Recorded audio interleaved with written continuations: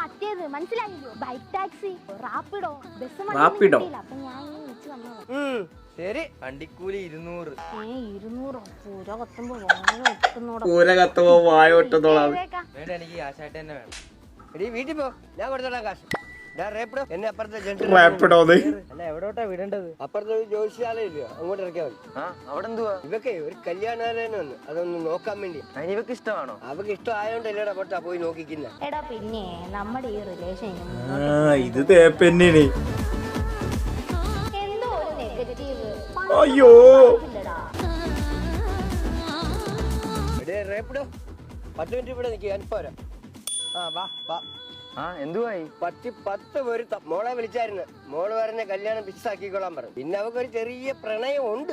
ആ പൊട്ടനെ പറഞ്ഞ് ഒഴിവാക്കിക്കോളാന്ന് അവള് പറഞ്ഞത്.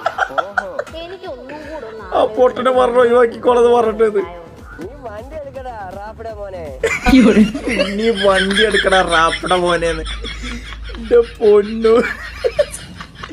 അച്ഛനാട്ടോ താരോ, അടിപൊളി.